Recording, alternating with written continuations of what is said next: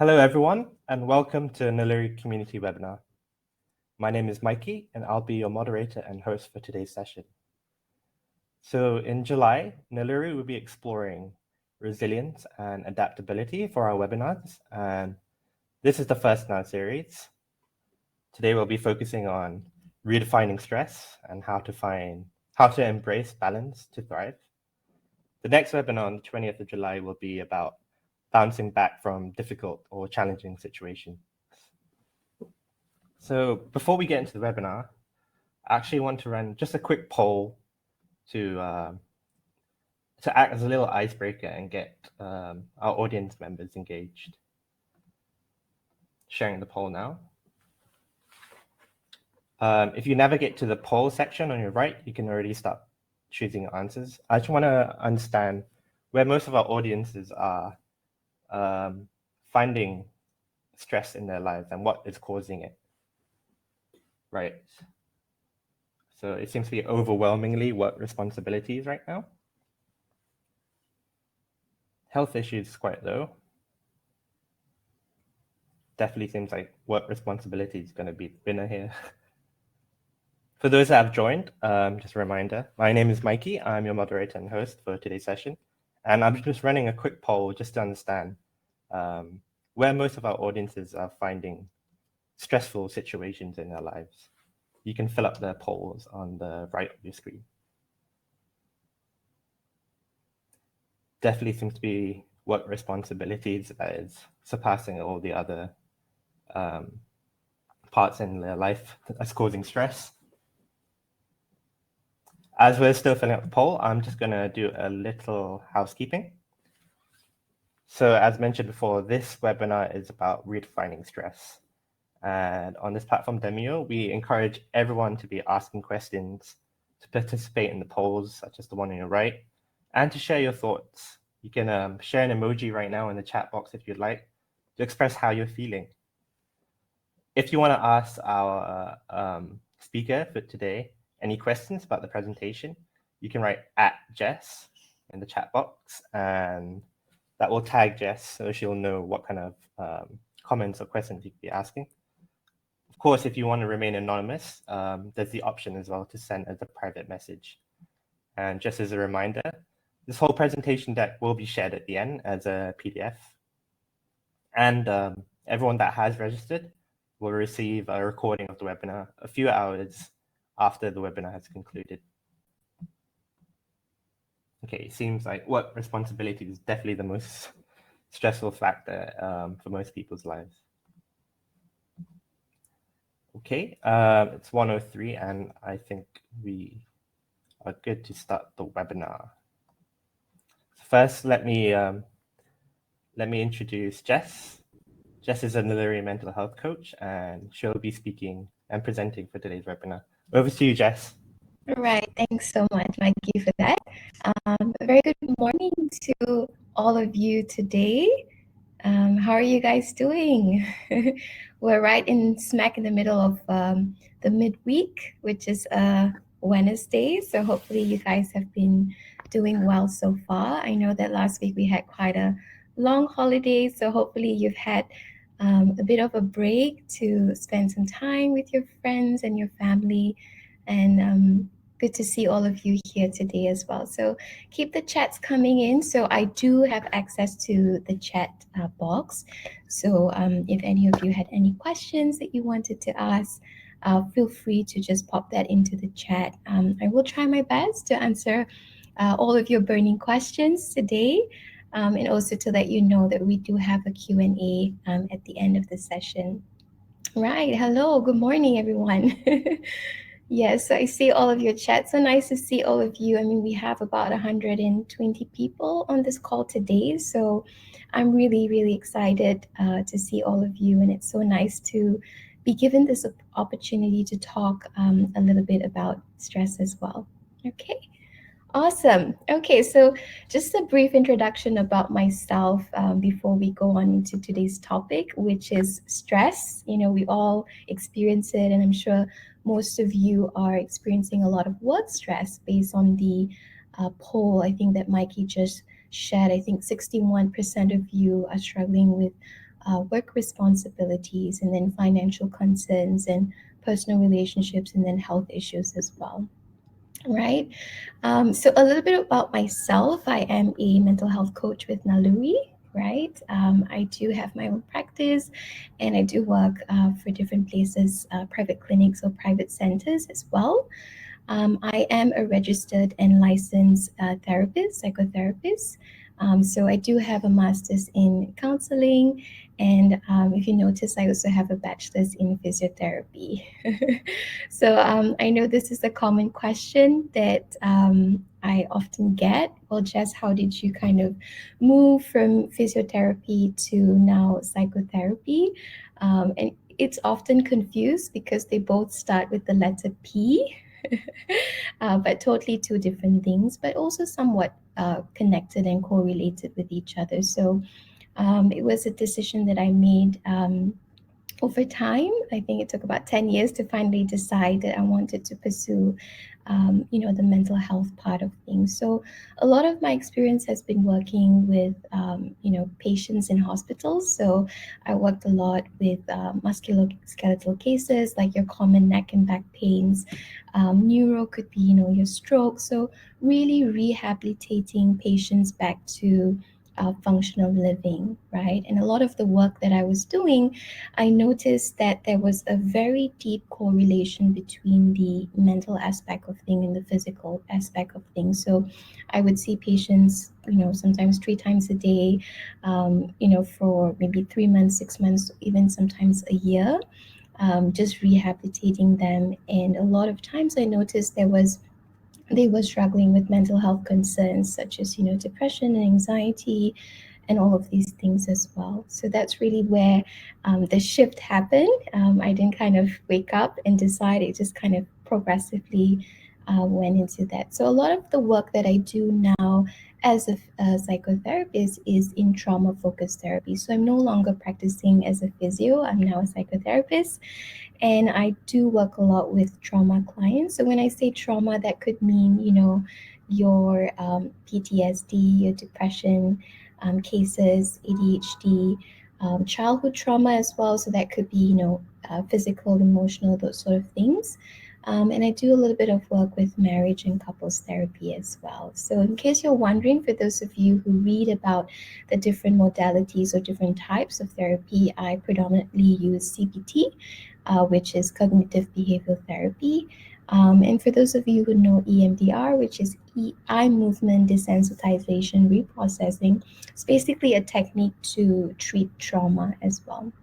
Okay, so we are going to be talking about stress, and this is not a very uncommon topic. I think that a lot of times we face stress in many, many different areas of our life, right? In today's topic, we're really talking about redefining what stress looks like. And I think many times we do see stress as a negative, right? We do see stress as something that we don't want to experience, and we have a very negative impression when we start seeing symptoms of stress happening in our lives.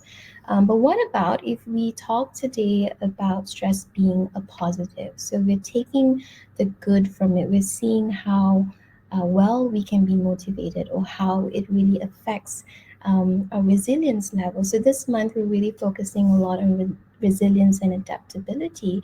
And I think stress can be one of the ways in which we really work towards increasing that resilience as well.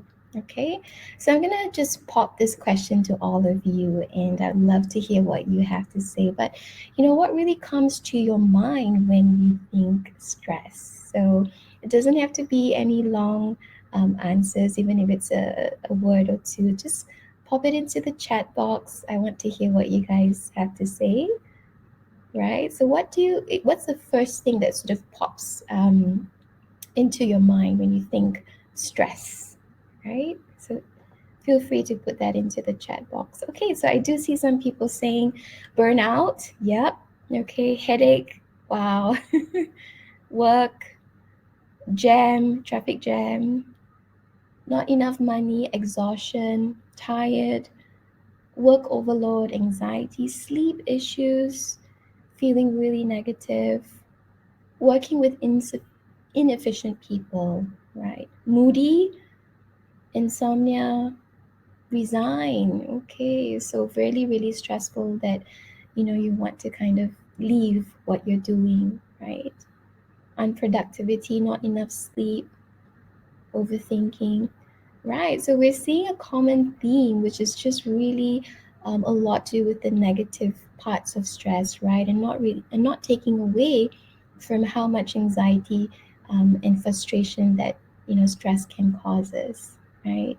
Driving, traffic, tired. I think I see a lot of you struggling with sleep issues as well, right? Too many responsibilities. Awesome. Thank you for sharing. I think we are realizing that we're not alone. Our fellow people on this webinar are also experiencing very similar things to us, right? Yeah. Okay. So I'm just looking at the chat. Right. Now, let me ask you guys the next question. Now, on a scale of 0 to 10, okay, how would you rate your current stress level? Right. So, 10 being very extremely stressful, and 0, no stress at all. Okay. Wow. I see a 10, I see an 8, 7, a 2. Okay, that's great. We have someone that doesn't feel a lot of stress at the moment, which is awesome. 6, 9, 5, 10. Okay, so it's subjective. I see some of you saying it depends, right? In the situation and who you're working with. Yeah. Okay. So most of you scored really high. All of you, most of you experiencing high levels of stress at the moment. Yeah. And only a few of you had a 3 or 4 or a 2, right? So I think a lot of people on this group here are extremely stressful. So I think today's session would be a good session for you, and hopefully, at the end of today's session, there's some key takeaway points that you can find useful as well. So let me show you or share with you a little bit of statistics in Malaysia. So this was a study that was done in 2020, which is not very long, just last year.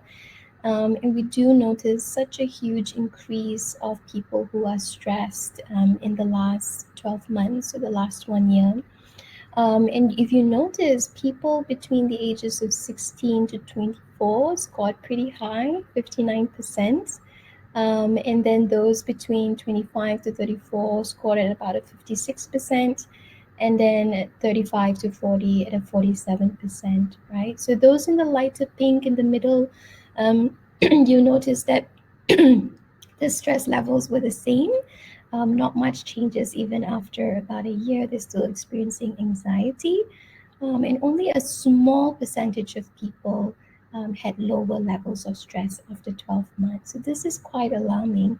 What do you guys think is the major cause of stress for those in the 16 to 24-year-old section? What do you think could be the cause of the stress that they could be experiencing? Yep. Okay, so 2020 was MCO. Yep, definitely played a big part. Employability, studies, exams, financial concerns, parent issues. Yeah, clarity on the future, relationships. Awesome. Thanks for sharing. Okay, what do you think those in the category of 25 to 34 are experiencing? Or what do you think the cause could be, which is resulting to 56% work stress, money, job, marriage? Definitely, that's a big factor, right? Your relationships, right? So, mostly financial issues that we're looking at, work life balance, right? Marriage responsibilities, right? Okay, awesome. Thank you for sharing. So, what's actually stress when we talk about stress? So, stress is basically how we respond to life's challenges, right? So, don't get me wrong, a lot of us will face life challenges in our lives.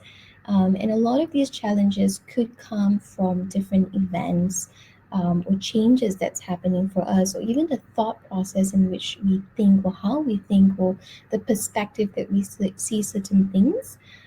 Even pressures, uncertainty. I mean, if there's a death in the family, or there is, changes in terms of someone's health, or if there's concerns in terms of marriage. I think during the pandemic we did see an increase of cases of divorce, right? And so that could also be a huge change. And now at 2023, people are still processing all of those issues as well. So we have to understand that stress basically, right, is the body's way of reacting to a type of strain. So this strain could be emotional strain, it could be a physical strain, or it could also be a psychological strain, right? And how quickly we are able to bounce back or find a solution determines how long that stress can impact us, right? So this is really talking about resilience. Thank you. I have a voice of a therapist. So, really talking about stress in long term, I think that's one of the questions that we got at the end that I'm going to be answering. It's really talking about resilience as well. Now, do you think resilience is something that you are born with, or do you think it's something that you kind of learn and adapt over time when we talk about resilience? What do you guys think? Learned and adapt. Exactly, right? So we're not born with resilience. We're not born with the ability to just get over stress and be able to have it going and sort all our issues and concerns. It's really through experience.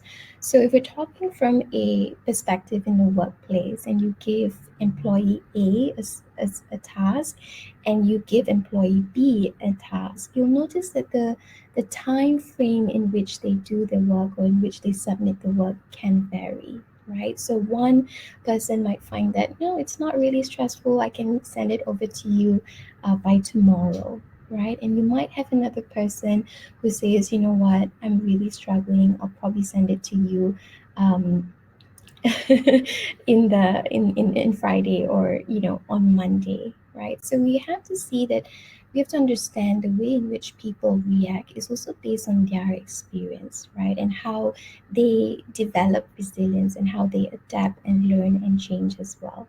Right? Calm for 2 minutes before reacting. Totally agree with that. I'm that type of person too. It's hard to not react. Okay, so let's look at the optimal stress level. And let's just think of stress on a scale of 0 to 10. It's like the question that I asked all of you earlier. So if we say 10 is, really, really stressful, it's extreme. So we call this part, or this area, distress. You are experiencing symptoms of distress already. And then 0 is the other extreme, where there's no stress at all, right? And eustress is good stress. So stress that really motivates you, or stress that sort of pushes you forward to make decisions and do things with your life, right? That's what eustress basically means.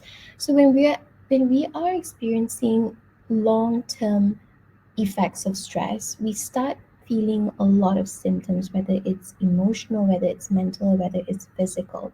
So you might experience, confusion. So you're not really able to pay attention during meetings or have conversations.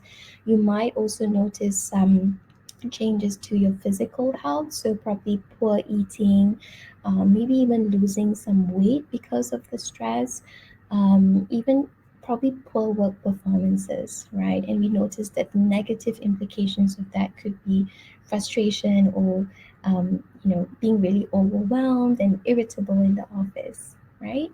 And then if we're looking on the other side, which is the stress and no stress at all, it's also not the best thing, because you tend to feel really bored, right? You kind of have nothing to look forward to. Maybe you start experiencing symptoms of depression because you're not motivated, or you're not finding that sense of purpose. Now, stress is important because it does give us a sense of purpose. It gives meaning to life. It makes us feel like when I wake up in the morning, I have something that, I can do. I have a purpose, right? And right in the middle is where we ideally want to be, right? So we it, like you guys mentioned in the chat, a work-life balance. So we have, times when we're extremely stressful, but we also have times where we know how to de-stress as well. So self-care comes in, right? Is it possible to feel both eustress and distress? High stress causes us to feel life is meaningless, tired, and unmotivated. Yes, it is possible, right? So a lot of times we might be in certain situations where we feel very, very stressed, but we also think that that stress is a good stress. So that's ideally where we want to be, right in the middle. If you see the words in green, you're really having the best of both worlds. It's basically how you reframe and process your thoughts when it comes to stress as well. But having said that, sometimes it's really difficult to do, especially when we are experiencing high levels of stress. Yeah. Okay. All right. So, how can we identify stress? So, really, three main areas that we want to focus on. It's the physical, the emotional, and the behavioral part of things, right? So, we're talking about physical signs. I'm sure this is going to kind of bring your attention to your body right now. Okay. So, just kind of observe where you're feeling all of these pains and aches and you know tightness in your body, whether you're sitting up right now or you're lying down or you're on your phone or your laptop. You can actually start noticing you might have a bit of tension in the neck muscles, in the shoulder muscles, probably in your lower spine. Tightness of your feet or your knees or your ankles. That's very common. And for some people, they actually start experiencing shortness of breath, which is probably already coming to symptoms of anxiety, right? Increased blood pressure, frequent illnesses as well.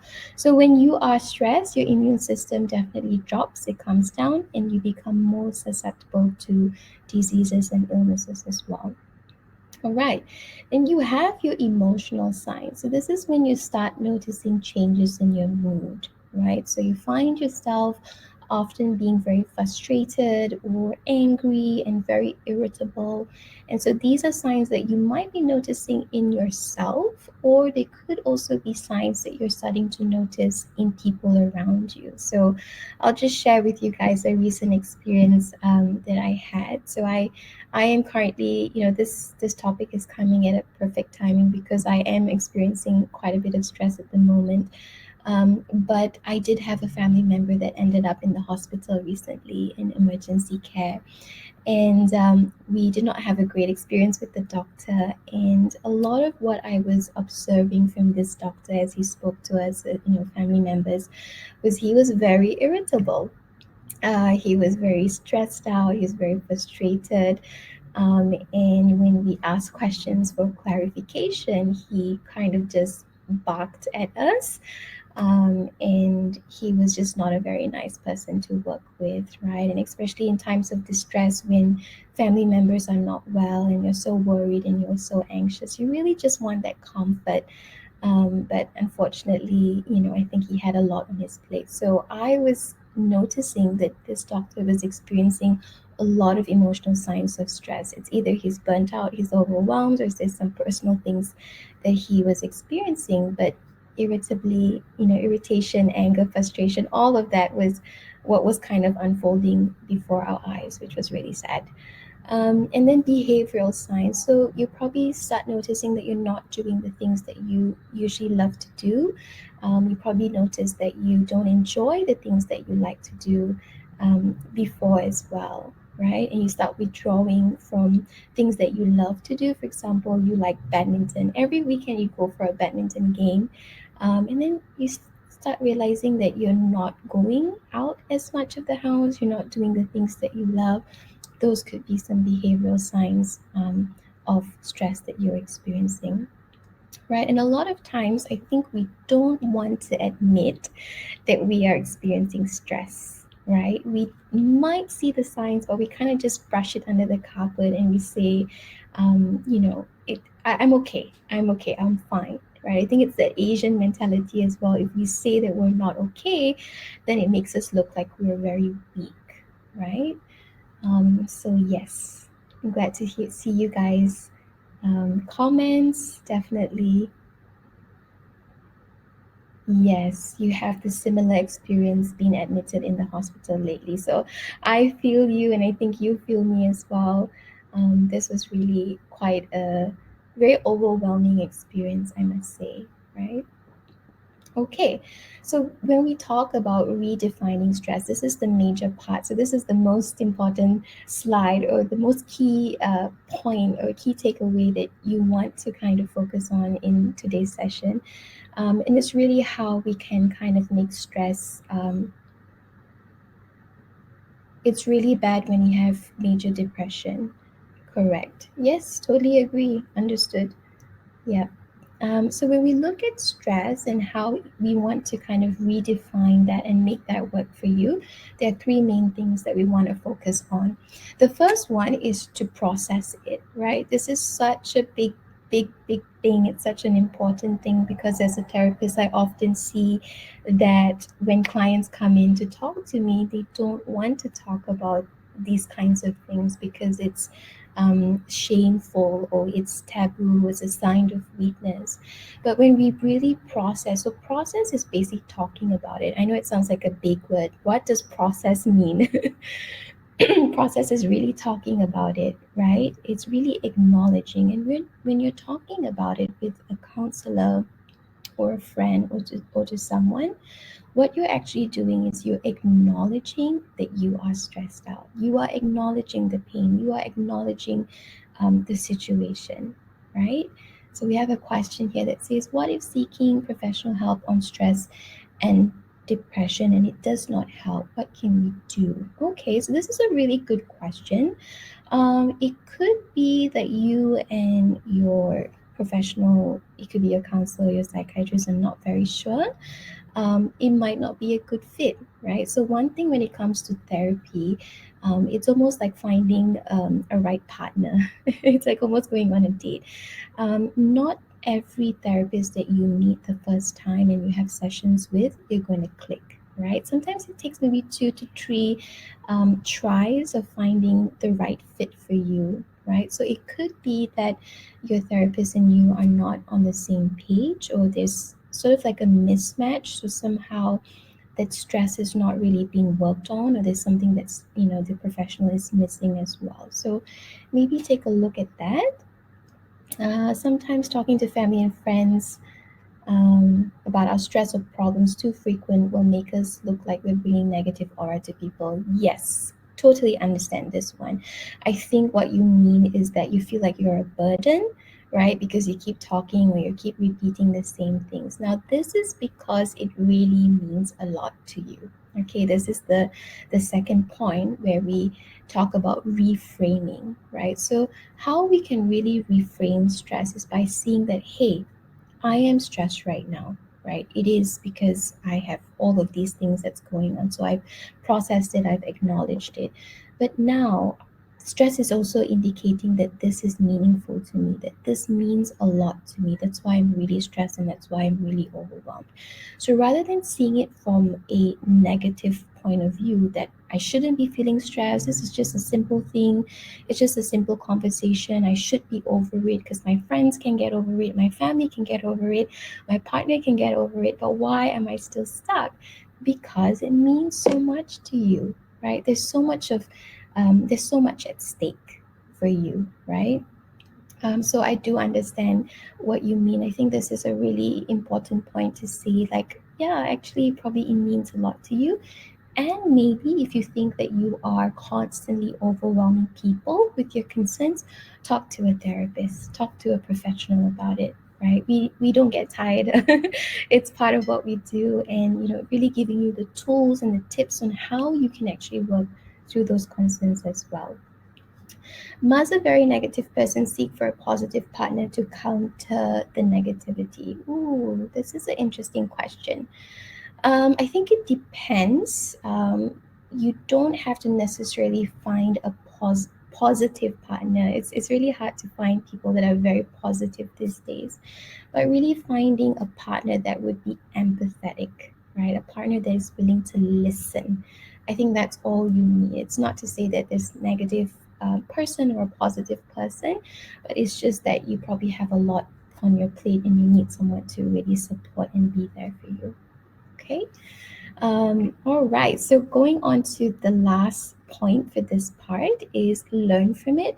So understand that when you go through bouts of stress, that you can actually take a lesson from this, right? So you may experience it again down the road, but in a very different situation. But because you experienced it before, you know now how to move forward from it. You know now what you should do, what you shouldn't do, and kind of figure out ways and how you actually process that stress as well.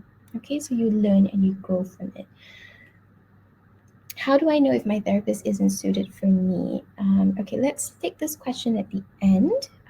Keep the questions coming in, so we'll try to answer this one at the end for today. Right, need to inhale and exhale for a couple of minutes before we can take another course of action. Awesome. Thank you, Bala, for saying that because I will be sharing a little bit on how to cope. And one of the things is really taking a break, a pause to breathe in and breathe out. Okay, so now we're on to ways in which we cope with stress. So how to cope with stress. So there are two main areas that we want to look at, and one is problem focused coping, and the second is emotional focus coping, which I'm going to share in the next slide. So when we talk about problem focus coping, we're talking about that problem in that moment, right? That's specific, and you're not thinking too much, you're straight going to the point and solving that. And how we do that is into this quadrant that we've kind of that you see on your screen where there are four sections. So the top left hand corner is things that you need to ask yourself. Is this stressor something that is solvable, and is it important? If it is, then it's something that you can do. Okay, you can definitely make changes to it. So it's urgent. You have to do something because it is important and you can solve it. All right. Now, when we look at the right hand top corner, we're looking at stresses or issues or concerns in our life that is not solvable, but it is important. So, this is where you have to decide, okay? Am I going to try and work with a situation that I have absolutely no control over? Or do I think I still can try to kind of work through the situation and find a solution? Okay. And in the bottom left hand corner, we're looking at things that are solvable, but not important. So that means it's not urgent. It's not something that you need to solve today, right? So that's when you would be delegating your task as well. Okay. Now we look at the bottom right hand corner. Now these are things that we can't solve and also not important to us. So when I say delete, I basically mean that you are going to kind of remove yourself from the situation. I know we have this cancel culture these days where we just exit someone or we cancel them, but really what it means is that you're kind of moving away or stepping away from this stressor. Okay, so just have a look at this quadrants. I am going to actually share a scenario with all of you. Okay, and I want you to identify which part do you think it is, right? Is it the do, the decide? Is it solvable? Not solvable, important, not important. Try and not think too much. It's really just a quick little exercise to do with all of you. And yeah, let me start. Okay, so this is a scenario I'm going to share. This is about James. So James is 45 years old, male. He's married to a lovely wife of 18 years. They have three children, okay? So age 14, 6, and 1, right? So as a Malaysian adult man living in Kuala Lumpur, he has now become the main breadwinner for the family. Okay, so he works more than 12 hours a day because he needs to manage a group of people under him at the construction site. Okay, so his wife is also working part time. She works about 3 days a week as a personal assistant in a law firm in the Klang Valley area. Okay, so you guys got that? You got the short scenario that I've shared. So let me ask you these questions. Now, at this point of time, he in his life, he is feeling very, very stressful due to multiple reasons. So, reason number one, right? James' company is now expanding. He has a lot more projects at hand, hence, he needs to learn new stuff quickly. Right. So, where does this fall under? What do you guys think?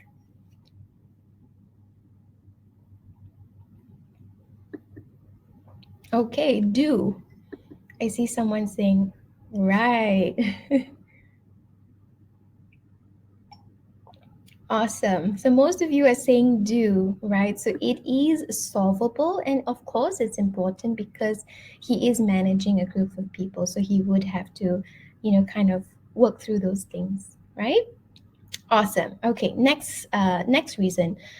So his wife recently got retrenched due to the COVID economic downturn, and now he has become the only breadwinner of the family. Where does this fall under?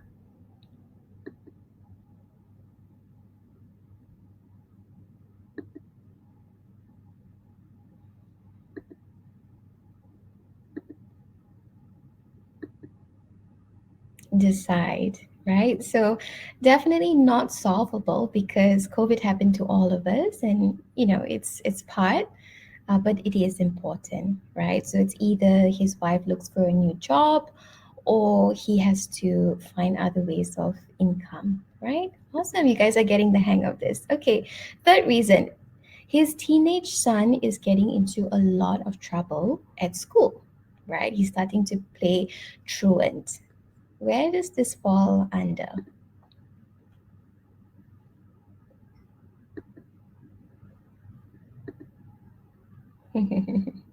So all the parents here will say do. Some would say delegate. Yeah, so it depends. I do definitely think that it's solvable, right? So having a chat with him, talking to him, probably taking action, understanding what's really going on, right?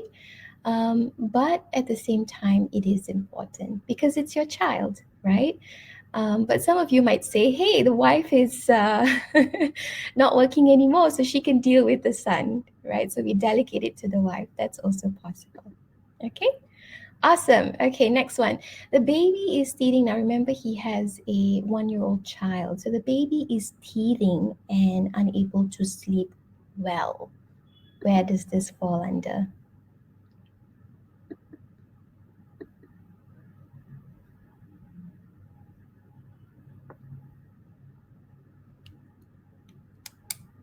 Okay, so we got a bit of a mix. We've got some that says do, some people say delegate, some people say decide. Okay, so I think, okay, no one says delete. I'm surprised. Okay, so it does fall under delete because it's not solvable, right? And it is not important. It's nothing that he can do because teething is really part of your child growing up. And this is your third baby at this point. So it's really enough evidence that he has experienced two children. But I do understand if the baby doesn't have enough sleep, the parents also don't have enough sleep, right? Okay, last one. Um, there was a minor accident at the construction site last week, and a staff member got injured. However, they cannot go back to work for 1 week, right? That staff member. But everything is okay. James is just a little bit concerned, but all is safe and well, and the staff is doing all right. So, where does this fall under? Delete. Yeah, exactly. This is correct. You guys got the hang of it. Delete. Right. So really problem solving, what we're doing is really going into that problem and just nipping it and trying to decide what can I do next. Is it solvable? No. Is it not? Is it important? No. Right. His staff is okay. He still can continue. And yeah, business as usual. Right, awesome. So I hope that this was helpful, and I hope that you guys would try to use this coping mechanism or coping strategy. The next one that I'm going to kind of go into is the emotion focused coping. So think of it like a traffic light. So you have the red, you have the yellow, and then you have the green. Okay, so when you are in a high stress situation, you have to decide whether you are going to stop, right? And when I say stop, it means removing yourself from that situation, right? So you're noticing that you're getting really worked out, you're noticing that your tone of voice is changing, your body starts feeling really hot. It's really important that you remove yourself from that situation. So stop having that conversation, take a break, and move yourself from that situation. Now, if you find yourself in a situation where it's not as intense, right? So what you need to do is kind of just slow down a little bit. So take a pause, right? Take a break, go for a walk, have a coffee, have a drink. Kind of cool down a little bit if you need 15 minutes or half an hour, just kind of cool down and then come back, step back in, and then see if you can work through that difficult situation, right? And lastly, green, if you're noticing there's no, you're not triggered and you're able to kind of work through that, then, push through and go for green. Okay. All right. So we're going to kind of do a quick review. It's a true and false game. So I'm going to ask you guys some questions and you tell me if it's true or false before we kind of jump on to the Q&A session, right? So first one, if I am experiencing high levels of stress, that means I am weak and have no resilience. True or false? Right.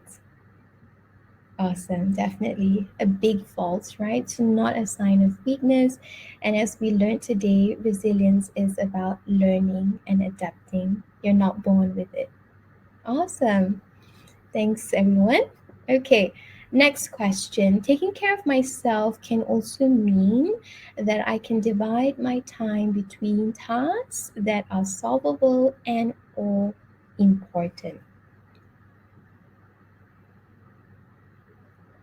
True, right? So we learned today the coping, problem solving coping, do, delegate, decide, delete. And so that's one way we can take good care of ourselves.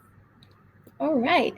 Next question. The optimal stress curve explains that we should never experience eustress, which is good stress.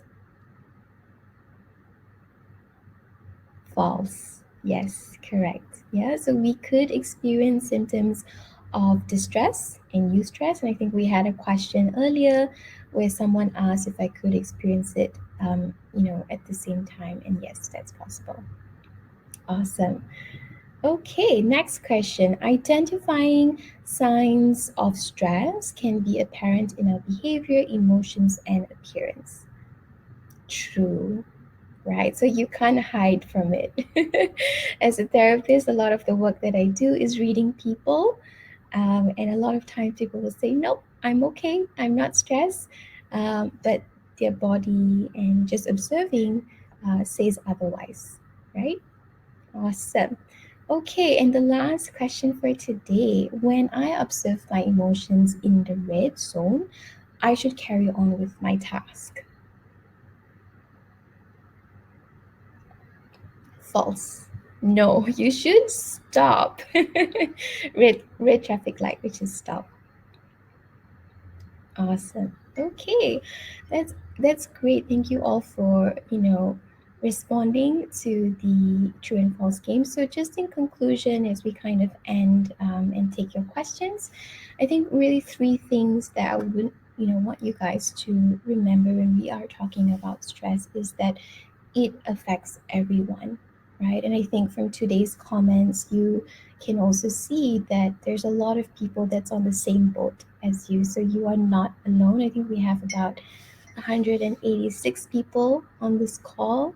And so you are not alone, and it is completely normal because it affects everyone. It isn't always bad. So we talked about how we can see stress from a different perspective, and it's also going to be manageable. It is always manageable. So depending on your levels of resilience and how you kind of work through that, it's always manageable. Okay.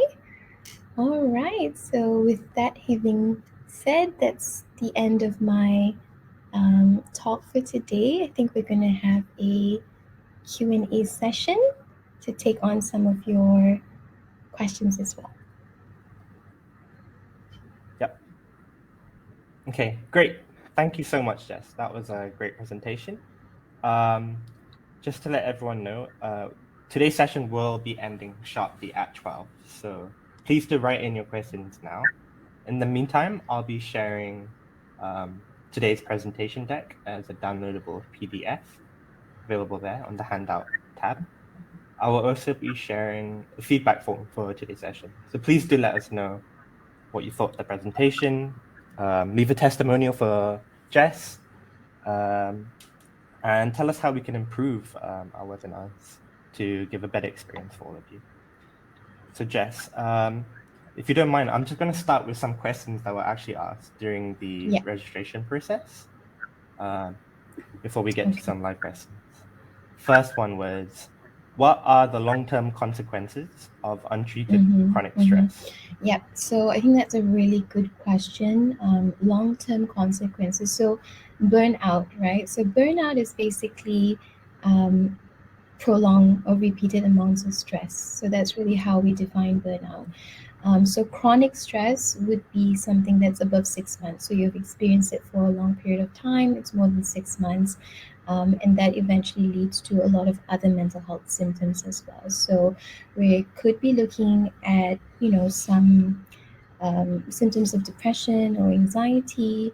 And in some cases, also the physical health is being affected. So you might have, a lot of gut issues. So for those of you who are interested to understand how the mind, the mental health of our body is really much connected to the physical, there is a theory called the polyvagal theory, and that is a lot to do explaining how when we are mentally unwell, it affects our gut. Most of the issues that we have is correlation to gastric issues or those kinds of concerns. So when we're looking at long term, we're looking at mental health concerns, but also the physical concerns. The physical health is also going to be affected.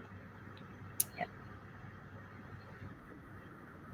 That's great. Thank you, Jess. Yeah, just a reminder for everyone, seeking support from healthcare professionals like Jess and engaging these stress management techniques that I just shared will definitely already benefit and help you manage to reduce chronic stress. But before you get to that, it's always good to speak to a therapist to understand where you are, I Yeah. guess, on the stress curve to understand what kind of techniques you should be using.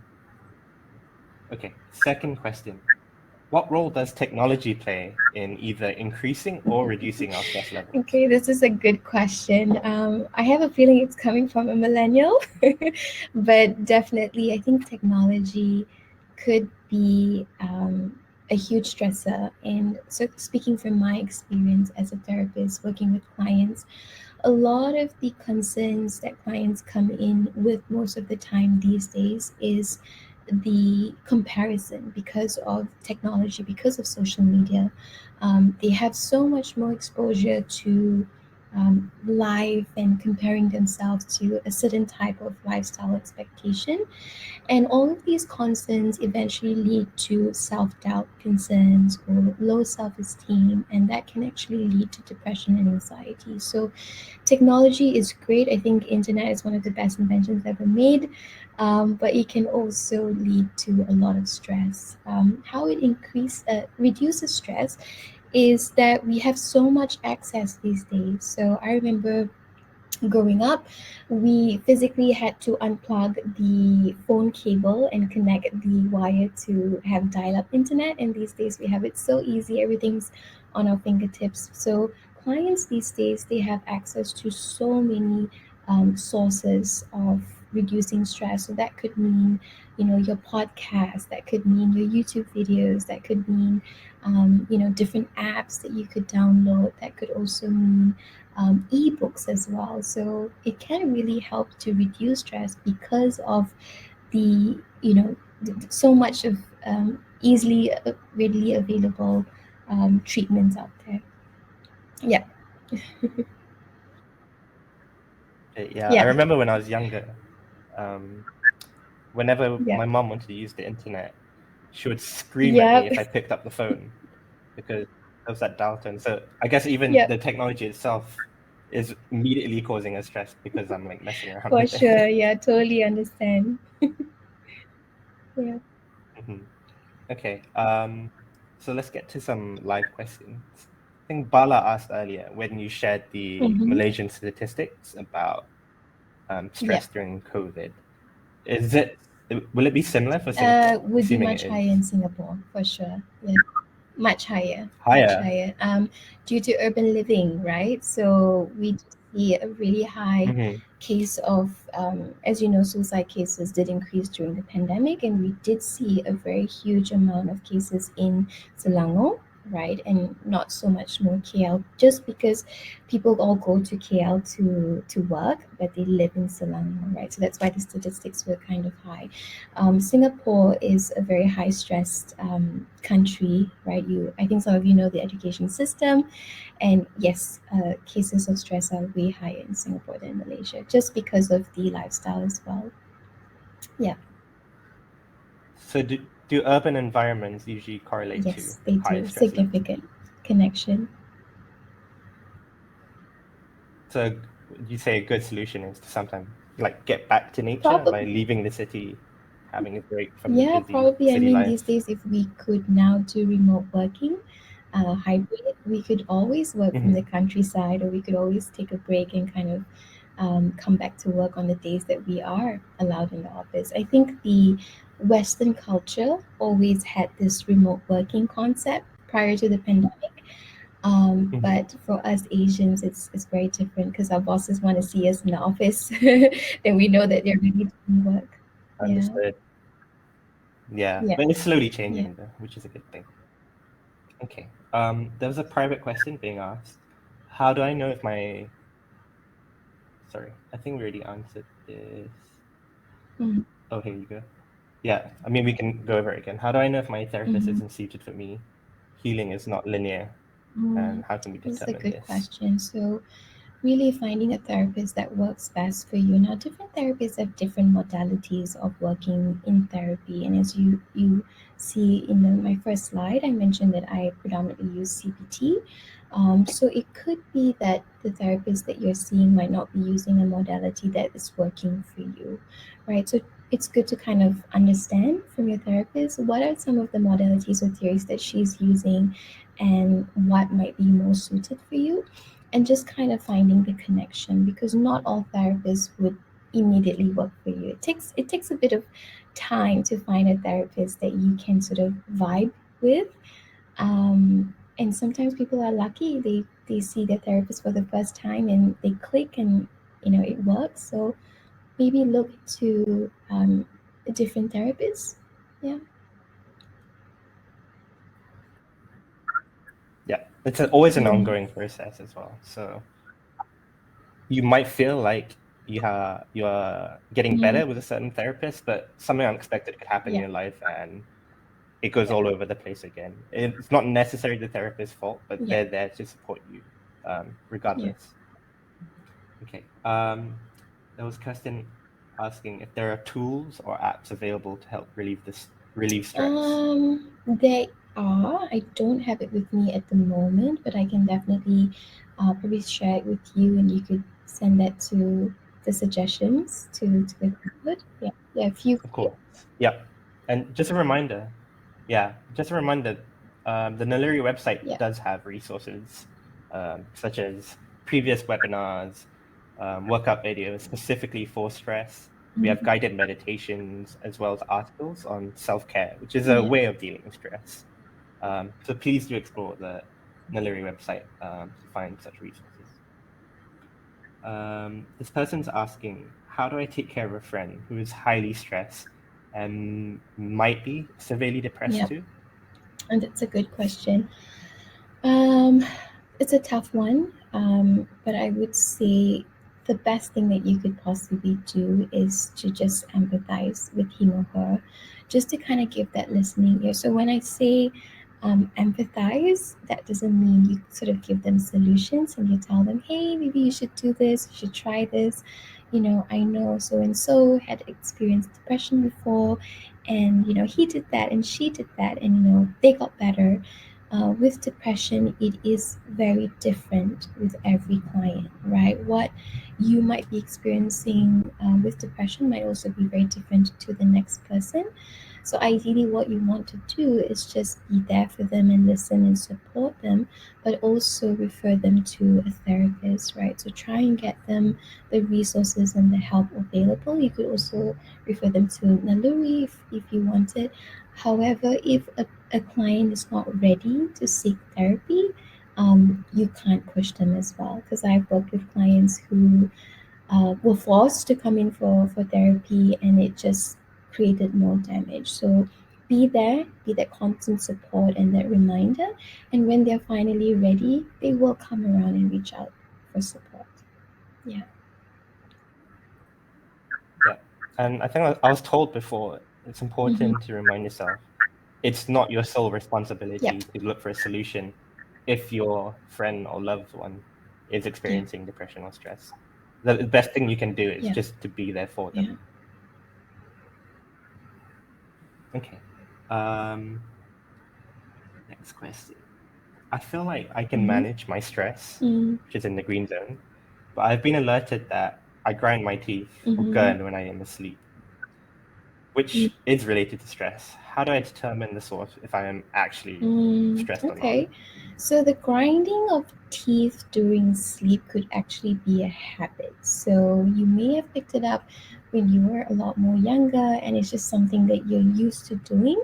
Of course, when you're sleeping, you're not aware, right? But you might realize the next morning, but also taking into consideration that this could be your self soothing technique. So, all of us have a way in which we soothe ourselves when we're stressed out. And for you, it could be grinding your teeth. That's just the way you have been coping all your life, and that's the only way your body knows how to do it. So, you might not necessarily be extremely stressed out. But then your body is soothing to small amounts of stress. So that's probably what's happening to you. Okay. Yeah. Okay. Yeah. Just two more questions. Apologies, we can't get any more. Is it normal to feel a post-burnout symptom after feeling better? This person says they've taken a break for some Mm-hmm. time from work due to being demotivated and actually feeling emotionally Yeah. negative or down. Yes. Big yes. It's not absolutely uncommon. Actually, it's very common symptoms of burnout because you've been experiencing it for so long. Your body is now on overdrive. Your body, your mind, everything is just geared onto this high stress kind of situation. So when you finally take the break or you're not in that stressful environment anymore, it takes a bit of time for your body and your mind to kind of go back to some form of normalcy. So you would probably feel really weak in your body. You would probably feel really tired often. You feel like low levels of energy as well. So that's common.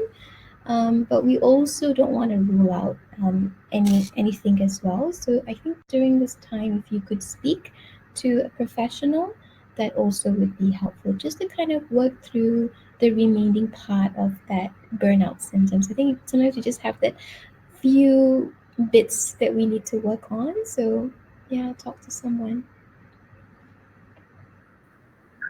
Okay, and the last question is Mm-hmm. similarly related.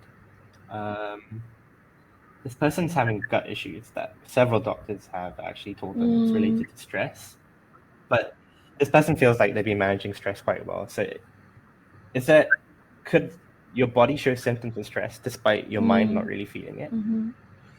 Okay, so this person's already seen a doctor, right? And we are Hmm. assuming that they've managed their stress quite well, right? However, trauma is also stress in the body, right? Our body really does keep a lot of trauma, even from childhood that we're not aware of. So you might think like, I'm okay, like the stress has been fine, I'm dealing with it, but the body does keep a lot of scores. So there's a possibility that your gut issues could be coming from a lot of trauma in your past. So that's really something that we really need to kind of investigate and do a little bit further to understand, what's happened, what's really going on, why are these gut issues still being there. But most of the time, it is trauma related. Great, thank you, Jess. Really sorry for everyone. We are at 12, so I know there are a few more questions, but apologies that we cannot get to it. Just a reminder, you can always reach out to Jess through the Naluri website. You can book a consultation with her. Similarly, you can go on your app and just message the Naluri app, and you can message your mental health coach or your main coach similar questions, and they'll all be able to give you guided answers. So thank you again. Very appreciative of all the questions that have been coming in. Just before we bring the session to a close, is there anything else you'd like to share? Jess? Yeah, so you guys know where to find me. Please do use the Naluri app. You have, a lot of access to resources, as Mikey mentioned. You also have access to all of our professionals, all of our coaches. So if you're looking to talk to a mental health coach, or even just a fitness coach or a dietitian, feel free to log onto the app and just have a chat with them as well. Right. Thank you so much, everyone, for listening and for communicating and also giving me all of your questions and feedback. It's been awesome getting to know all of you, and yeah, have a great day. Yes, definitely. A round of applause to Yeah. every one of you. Everyone's presence here has made the event a very unforgettable experience. I feel Yeah. a lot less stressed than I was before the webinar started. And we're very grateful for your enthusiastic participation. So just before we end the session, please do remember to fill up the feedback form. Your Yeah. feedback means the world to us. And it's on the bottom left, but if you stay on the call, you'll also be redirected. And your feedback will help us continue delivering Naluri content and tailor future content and webinars exactly to your feedback. As well, if you want more valuable insights, please visit the Naluri website. Like mentioned before, we have lots of resources related to stress that can help you manage it and also explore other related mental health topics. So once again, thank you everyone from the bottom of our hearts for joining us today. Until we meet again at the next webinar, never stop learning to cultivate your resilience and embrace the thrill of learning. Thank you. Thank you, everyone. Bye, everyone.